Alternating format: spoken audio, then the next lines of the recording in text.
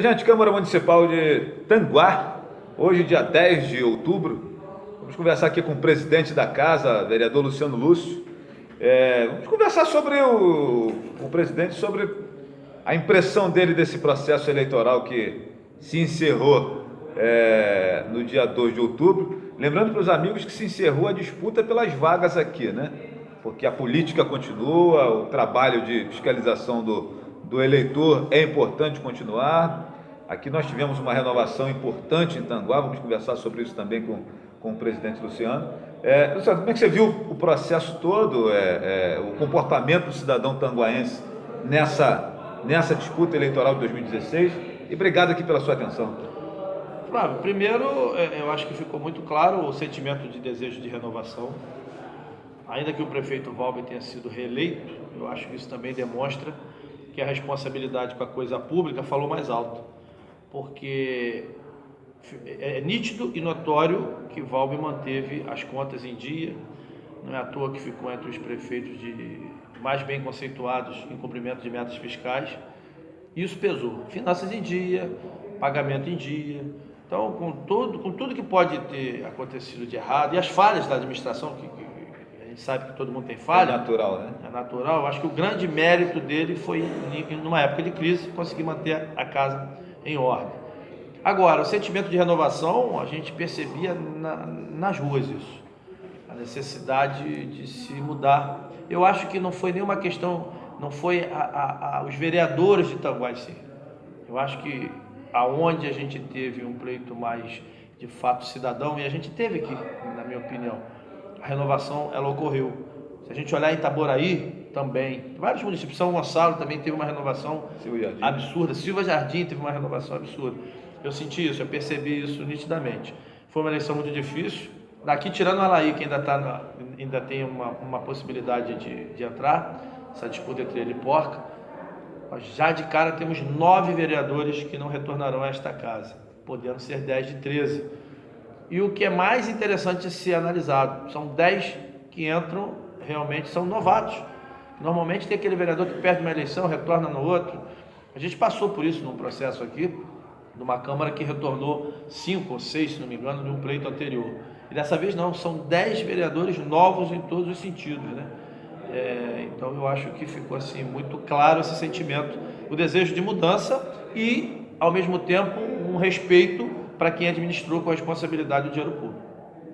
A leitura que pode ser feita dessa renovação é que foi um acontecido, os números da famosa legenda, o peão da legenda que contribuiu com essa renovação, como acontece em Rio Bonito, por exemplo, a gente percebe que eu, quando vejo, né, na eleição de 2012, por exemplo, o vereador Caneco ficou de fora com mais com 1.100 votos, o vereador Humberto ficou de fora, mas com 900 votos, né? Ou seja, ficaram de fora por uma questão de legenda e não por uma questão de preferência popular, né? Aqui, esse peão da legenda também foi responsável pela renovação ou foi realmente um sentimento popular, Luciano? Todo mundo teve a sua votação abaixo do normal. Do ano anterior. Todo mundo, a votação de todo mundo.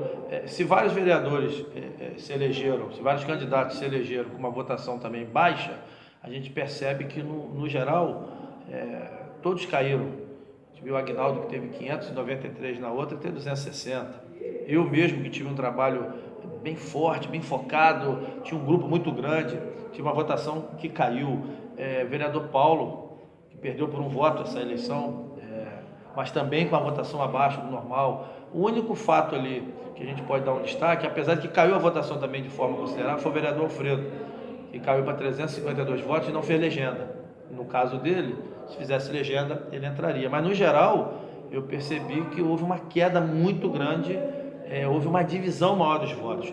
Há muita gente que veio pela primeira vez, teve uma votação acima do normal. Sempre tem aquele que vem pela primeira vez e ganha, aquele que bate na trave, mas, no geral, muita gente que veio pela primeira vez teve uma votação mediana que chama atenção.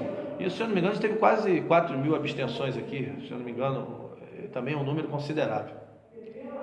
Quais são os principais desafios dessa nova Câmara, nessa nova configuração que se montou aí a partir desse processo eleitoral, e o prefeito Valber, né, para esses 4 anos estão aí à frente, 2017, 18, 19 e 20.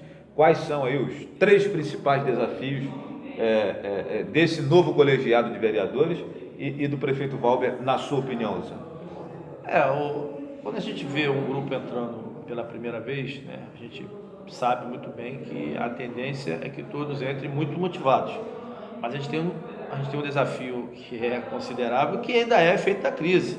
A gente diz que a crise política pode estar mais abrandada, né? Não sei se o termo é esse. Agora, a gente sabe que o efeito desse desgaste, dessa crise econômica, em cidade pequena como a nossa, ainda vai refletir por muito tempo. Eu, por exemplo, estava fazendo aqui uma análise em relação à próxima gestão da Câmara de Vereadores. A gente vai ter problema.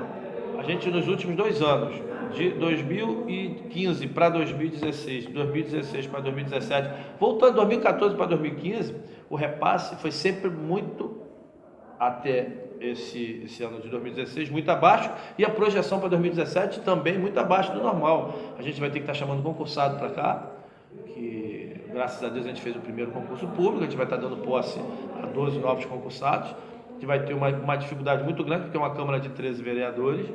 A gente precisa conciliar o trabalho de cada um com o que de fato a gente tem. Acho que o prefeito tem como grande desafio não pensar nesse momento em questões eleitorais mais, e sim focar na gestão. Também tem algo que vai ser muito importante para ele, que é o recebimento de várias emendas que não vieram esse ano, o que vai facilitar. Mas a receita própria dos municípios, há muito tempo, ela vem caindo. E isso é um desafio. Agora mesmo, no final do ano, tem que fechar a conta, por conta da lei de responsabilidade fiscal, e a gente está com um déficit muito grande. Se eu não me engano, aonde se esperava 7 milhões de arrecadação, se arrecadou 5. Então são 2 milhões a menos, que numa cidade como Tanguá faz uma diferença muito grande. Então eu acho que o grande desafio do prefeito é continuar mantendo a casa em ordem e fazer os investimentos. E da Câmara é saber conviver com essa realidade que a gente ainda vai enfrentar pela frente, de muita cobrança da população, mas de poucos recursos. Então o vereador que está aqui fazendo o papel de fiscalizador, de legislador, mas não importa, as pessoas veem a Câmara de Vereadores como uma extensão da prefeitura, ainda que não seja, a gente vai ser muito cobrado, e a nossa válvula de escape são as emendas, mas a gente vai ter muito problema ainda, eu acredito, por 2 ou 3 anos, por conta dos efeitos dessa crise aí, que foi muito danosa para o país. Uma coisa que a gente percebeu aqui em Tanguá, aconteceu em Rio Bonito, acho que todo município aconteceu isso, é que ainda no período eleitoral tinha gente fazendo campanha pela presidência da casa, né? Pela presidência da Câmara. O senhor é o atual presidente da Câmara. Como é que deve ser o comportamento? Não vou nem perguntar se o senhor é candidato, se o senhor não vai ser candidato, para a gente não entrar nessa questão, mas o comportamento desses 13 novos vereadores, o senhor que já tem um lastro, uma caminhada já de bastante tempo, se não me engano, o senhor está chegando ao 4º mandato, é isso? 4º mandato. Chegando ao 4º mandato de vereador do município de Tanguá. Qual é a postura, sobretudo dos novos vereadores nesse momento? Até porque o cara chega com uma expectativa e de repente, para não ser rotulado como mais do mesmo, mas ao mesmo tempo respeitando a experiência daqueles que já estão aqui e podem contribuir e tal. Nesse momento, como é que se desenrola essas expectativas desses que chegam, desses que ficaram? Como é que é isso, Luciano? Eu vou até... A minha candidatura é quase que natural, porque eu estou sentado numa presidência pela experiência adquirida, mas eu já sofri muito com isso. Hoje eu tenho uma maturidade muito grande, Flávio. Eu vou tocar o processo com muita tranquilidade. O que eu estou fazendo agora, vários vereadores que se elegeram, que vieram aqui, eu estou apresentando a casa, falando do funcionamento, o que são as comissões, como funcionam as comissões da casa, como que se elege essas comissões, meio que uma transição, né?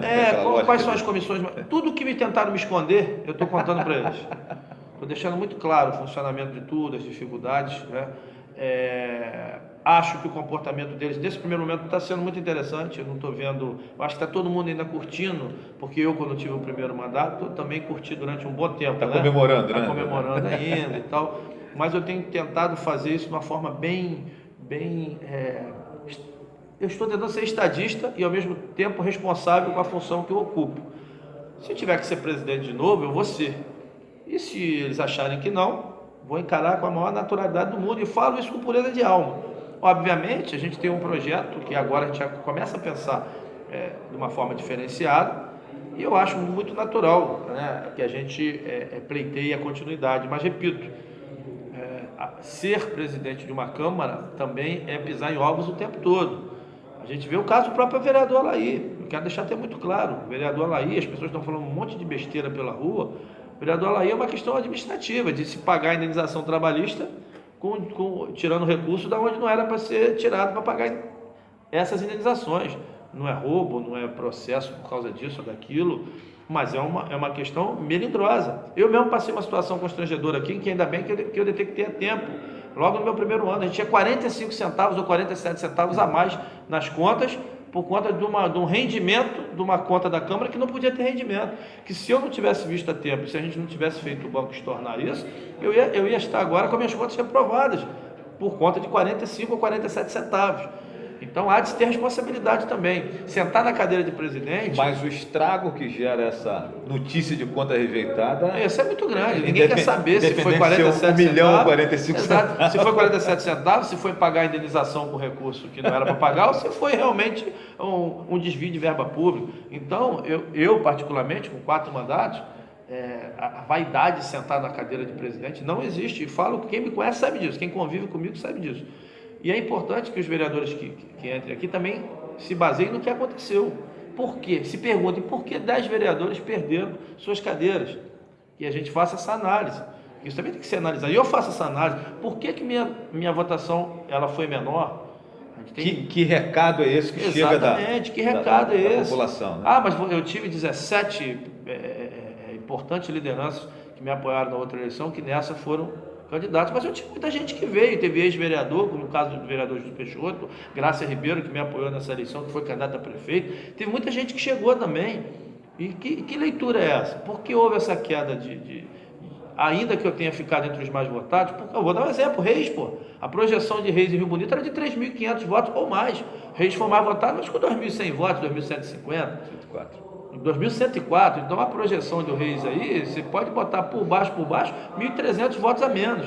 Que leitura a gente faz? Itaboraí eu vi vários casos de gente que perdeu a eleição por questões relacionadas à legenda, mas que esperavam 2.500, 3.000 votos, tiveram 1.700, 1.800. Gente que teoricamente não teria a votação que teve, mas que teve uma votação expressiva dentro dessa leitura do desejo de renovação. Então a gente tem que ter, eu acho que a primeira coisa que os vereadores têm que ter, os que chegam agora, é essa tranquilidade de sentar na cadeira de vereador, entendendo que isso é muito rápido. Eu lembro da minha posse, nesse meu 3º mandato, e hoje a gente está discutindo já aqui uma transição, né? Já estou caminhando para uma 4ª diplomação. O orgulho, sim, e ao mesmo tempo os pés fincados no chão e a preocupação maior da gente continuar mantendo essa casa em ordem, porque você administrar 13 vereadores, eu costumo dizer que cada vereador é uma instituição. Cada vereador é um CNPJ praticamente, representa desejos, representa segmentos, e a gente tem que conciliar todos esses interesses e, sobretudo, em prol do que é melhor para o município. Uma última pergunta que a gente não pode deixar de falar é que a condução do mandato também do prefeito Valber muda um pouquinho, porque até 2016 ele trabalhava a reeleição, agora é trabalhar a sucessão e a apresentação de uma liderança, de nomes novos, né? E começam a surgir nomes assim, possibilidades, lobbies, né? Para 2020. Como que o senhor espera que vai ser esse trabalho? Essas lideranças, elas aparecem naturalmente? Eu lembro que o governador Sérgio Cabral, em 2006, quando ele assumiu o governo, ele já anunciou Pezão como sucessor, botou na Secretaria de Obra para que ele tivesse visibilidade. O ex-presidente Lula, bem antes da eleição, já anunciou Dilma como a mãe do PAC e já começou a anunciar e tal. Outros já se reservam o direito de esperar as lideranças surgirem naturalmente, ver como é que vai ser o governo e tal. Na opinião do senhor, como é que isso vai ser conduzido? Não sei se o senhor conhece o prefeito Valber o suficiente para entender. O prefeito Valber parece ser muito discreto nessas questões todas, é o que me parece. Então, mas é um governo diferente desse que está acabando aí, porque ele agora trabalhou a reeleição e agora ele vai trabalhar a sucessão. E nós temos lideranças aí ligadas ao grupo dele, né, que são nomes naturais a concorrer a essa vaga que vai ser deixada pelo Valber. Como é que o senhor vê isso? O que esperar desse momento e tal? Como é que o senhor analisa essa questão? Eu acho que a primeira coisa, quando se fala em candidatura a prefeito, na minha opinião, eu acho que ela tem que partir da rua. Eu acho que é de fora para dentro. Cada um vai fazer seu trabalho. Você deu o exemplo do Cabral aí, que lançou o Pezão, e as pessoas falam como se o Pezão fosse um desconhecido, que não era. O Pezão sai do interior, de uma cidade muito pequena, com um destaque dos melhores prefeitos do estado do Rio de Janeiro, quiçá do Brasil, vai para o lado de Cabral, se torna um importante articulador nos bastidores. Então tem toda uma... Não foi simplesmente... Eu sei que não é isso que você falou, mas muita gente pode pensar que o Cabral... A prova da invenção foi Eduardo Paz. O Eduardo tentou inventar o Pedro Paulo. Está aí no que deu. O Freixo com 11% de tempo de propaganda foi para o segundo turno, porque ali foi uma invenção, não era o que dizia, né? Eu acho que todo mundo que pleiteia, e é natural a gente nesse momento, vai se buscar uma alternativa. Que comece a fazer o seu trabalho próprio, que comece a buscar esse apoio nas ruas. Acho que o prefeito Valber, ele tem que se manifestar, mas com muito cuidado nesse momento. Eu acho que ele tem que avaliar isso. Primeiro, o que o seu grupo acha, o que o grupo político dele vê. E depois, o que as ruas estão pedindo, qual é o perfil desse novo prefeito, o que ele precisa, né? E também a faca dos dois grupos, que se o governo Valber for um governo ruim, o candidato dele vai sucumbir junto com ele. Também é toda uma questão muito complexa, mas eu acho que nesse momento a melhor coisa a fazer é agregar, é manter a linha do Valber. O Valber sempre, eu sempre disse isso. Quem subestimou Valber, quem subestima Valber é quem não conhece Valber. E vou contar uma história muito rápida aqui. Eu vou contar 3 histórias rápidas. A primeira, quando a gente estava formando as coligações. Eu vi Valber muito tranquilo, muito calmo, e ele dizia: fiquem tranquilos que a gente vai ter todos os partidos e o PMDB. E o mundo se movimentando e tal, aquela coisa toda. De repente ele vai para lá quietinho, no dia o Pisciani comunica o apoio do PMDB, e o Valber saiu com uma frente de partidos impressionante. Segundo, exatamente no momento de preenchimento dessas legendas. A mesma história, alguns fatos, outros factoides. Eu também não vou ficar aqui expondo ninguém, porque a eleição passou, mas eu acho que a gente tem que respeitar as pessoas. Eu acho que ser adversário é uma coisa muito pontual.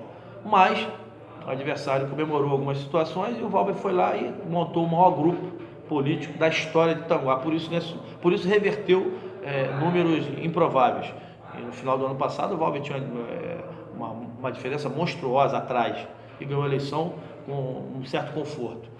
E no dia da eleição, que é o que eu quero contar agora, às 3 horas da tarde, eu liguei para o Valber. Falei: Valber, estou rodando a cidade, como eu sempre fiz, vim da posse agora, e eu faço uma análise. A gente vai sair daqui da cidade com uma votação muito apertada, ou perdendo por pouco, ou ganhando por pouco, e você vai ganhar a eleição da posse.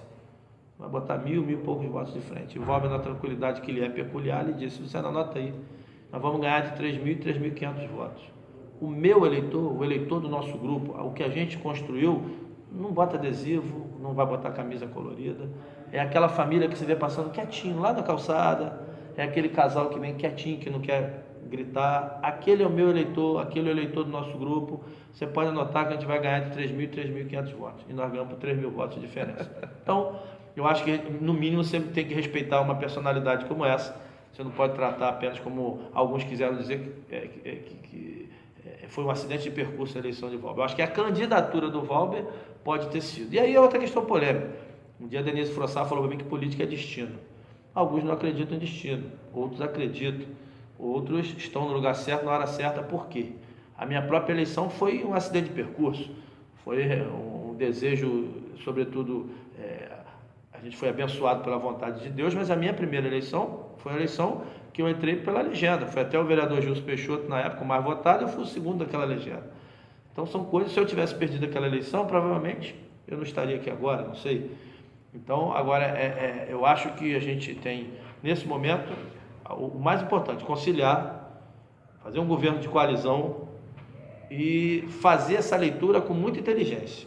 O povo não está satisfeito com a forma tradicional de se fazer política. Ponto pacífico. Quem não entender isso vai ficar perdendo sempre, sempre, sempre. Bom, e por último, confio na análise do senhor além de vereador, professor de história, músico, um cara que gosta da reflexão. Na minha opinião, acaba que a oposição em Itanguá, e sobretudo o o grupo Carlos Pereira, termina essa segunda eleição com uma segunda derrota para Valber, muito enfraquecido, até porque se tinha uma expectativa de, como o senhor está dizendo, uma eleição mais apertada e novamente com uma larga diferença de votos e tal. Como é que fica essa oposição, né? Como é que esses caras vão se reconstruir? Eu não sei nessa configuração nova de 13 vereadores quantos são do grupo do Carlos Pereira, acho que muito poucos, né? Tirando a filha dele que foi eleita, que eu conheço, não lembro de outro candidato eleito de lá, ou seja, até mesmo no parlamento fica com uma representação muito reduzida. Como que essa oposição vai se reinventar agora, né? Aqui já não estou nem falando mais com o vereador, mas com um analista político de Tanguá, né? Como que essa oposição vai se reinventar? Explorando os pontos fracos do governo, como tradicionalmente se faz? Porque a gente percebe que a oposição no Brasil inteiro, de maneira geral, ela não tem um discurso de proposta, ela tem um discurso de explorar a fraqueza e erros de quem está governando. E isso a gente percebe que o eleitorado também não gosta mais muito dessa lógica, porque acaba ficando uma coisa meio que no campo da especulação, do disse-me-disse e tal, das notícias de pasquim, né? E as bandeiras políticas são deixadas de lado. Como é que a oposição deve se comportar hoje em Rio Bonito, em Tanguá, em Itaboraí, especificamente em Tanguá, porque é o município que o senhor transita e trabalha? Que leitura que o senhor faz dessa oposição? Como é que ela vai se reinventar? É com o nome de Carlinhos? É com o nome de Rodrigo de novo? Ou precisa descobrir talvez um outro nome para dar uma nova cara a essa oposição, como acontece no Brasil de maneira nacional? A gente percebe o PSDB aí tentando mudar as caras, né, que é o nosso partido, o PSDB, de passagem. Então, como é que o senhor analisa essa oposição hoje aqui em Tanguá? Eu li um livro uma vez chamado Cabeça do Eleitor. E esse livro... O cara que escreveu esse livro é mágico, hein? Porque para entender essa cabeça... Alberto, eu sempre esqueço o nome dele, é fantástico, é um analista político de ponta. E no livro ele trata alguns personagens como mito. Ali ele fala de Lula e tal, e ele cita Zito, que Zito teve uma eleição, inclusive, que ele brigou sozinho contra o governo federal, que tinha o candidato do governo federal, e tinha o candidato do governo estadual, e ele ganha aquela eleição, né? O mito que é o mito Zito. O Zito, as primeiras eleições do André Zito foram de forma absurdamente consagrada. Zito foi deputado estadual com 205 mil votos. De repente o Zito sai de um governo, por conta de uma situação... segundo fontes aí muito bem articuladas do governo do estado, de deixar ele mal com aquele lixão de Gramacho, e não cumprir um trato, que deixou o Zito muito mal. O Zito perde aquela eleição, não vai nem para o segundo turno. A Andréia, que já tinha sido deputada com mais de 200 mil votos, me perde uma eleição de deputada com 32 mil votos. O Zito ganha uma eleição de deputado com apenas 25 mil votos, graças à votação do Bolsonaro, do Flávio Bolsonaro. Graças a essa votação, o Zito entra. Teoricamente, seria o fim do legado Zito. O Zito agora, ele não entrou, ele não foi para o segundo turno por uma diferença pífia. A tendência natural nas eleições para deputado é o Zito se reerguer novamente das cinzas. Se o Zito fosse para o segundo turno agora, eu acredito que ele ganharia até a eleição. O que eu quero dizer com isso? Eu não gosto muito dessa teoria de que acabou, de que, sabe... por mais que eu esperava até que a Aline tivesse uma votação até maior, mas a Aline virou vereadora. Se virou vereadora, a Aline eu conheço a Aline, ela nunca foi uma engajada nesse perfil de candidatura. A Aline, ela foi lançada, é uma menina qualificada, inclusive, e ela foi lançada candidata dentro de um processo de se tentar revitalizar aí o legado de Carlinhos. Meio como o Zito fez com a filha mesmo, sim. Em Caxias, né? Então eu não gosto. Uma coisa eu te digo, eu tenho certeza absoluta, eu não menosprezo ninguém, mas eu acho que o perigo muito maior de uma ruptura do atual grupo, como aconteceu no grupo de Jailson, uma eleição que a gente sabia que aquela eleição em 2004 seria improvável a derrota de Carlos Pereira naquele momento, não por essa lógica fajuta de que perdi 2, a terceira é minha. Isso é conversa fiada, porque Cachoeira do Macacu o cara perdeu 4. Conheço vários casos assim. Mas por uma lógica de desconstrução, onde o Jailson não teve a liderança política de se conduzir um grupo e se fragmentou em 6 candidaturas de prováveis aliados, né? Carlinhos venceria aquela eleição, na minha opinião, de qualquer maneira, mas não da forma que ele venceu. Eu acho que o grande desafio do Valber, e aí passa pela formação dessa oposição, é como ele vai lidar com o grupo político que ele tem agora. Se esse grupo não romper, eu acho muito difícil na próxima eleição a gente não está ainda dando continuidade a esse trabalho. Não gosto dessa que é a oposição. Eu ouvi muito isso. Acabou. Não gosto disso. Acho que cada eleição é uma eleição e a política ela é formada de fatos, né? E o desgaste natural de quem está no poder Sim, também sempre existe dobra, né? Porque você vai ter 8 anos à frente do município. Que é o que aconteceu com o Carlinhos, inclusive, na eleição que ele perdeu para Valber, né? E eu sou a favor, eu espero que o Senado aprove o mais rápido possível, que a gente acabe com a reeleição, que eu acho que deu o que tinha que dar. Eu não acho que foi um erro, não. Eu acho que era um momento de se experimentar, mas eu acho que agora a gente já viu onde acertou, onde errou. Acho que a gente tem que ter um mandato de 5 anos, 4 é muito pouco. Acho que tem que ser um mandato de 5 anos, sem reeleição para cargo de majoritária. Essa é a leitura que eu faço. Mas a leitura que eu faço em relação à questão de força de oposição ou não, isso é muito relativo. Eu só acho que vai ser uma eleição diferente. Eu acho muito difícil na próxima eleição ser uma eleição polarizada como foi essa. Com todo respeito ao Rocha da Vila, a gente sabe que foi uma eleição polarizada entre 2 candidatos. E vou além, acho que foi uma leitura muito também de para onde eu vou, já que se você não tinha uma terceira opção naquele momento. E o que salvou o Valber, na minha opinião, muito mais do que se querer atribuir a rejeição do grupo de Carlinhos, eu acho que muito mais forte do que isso foi ele ter feito uma gestão responsável e enxuta. Isso pesou no momento de crise e ajudou até ele o fato do Estado do Rio decretar oficialmente a sua falência. O que antes poderiam chamar de falácia, o povo ficou sabendo que era fato. Mas isso também, a gente não pode ser ingênuo de não fazer a leitura, que se tivesse uma terceira força. E como teve em vários lugares, Magé teve isso, a gente viu em várias situações, o próprio Sadi Noel em Itaboraí, Sadi Noel foi uma prova disso. Sadi Noel não apenas ganhou a eleição, Sadi Noel botou 50% dos votos. Então essa leitura, se eu não me engano, Cachoeira de Macacu foi um absurdo também, a votação do Mauro, e vários outros lugares. A Manuela Pérez, apesar do Pérez já ter sido prefeito, a Manuela ganhou a eleição contra o candidato Paulo Melo. A Manuela, quando o Pérez não pôde, a Manuela veio candidata e ganhou também de forma, lutando contra a máquina, inclusive.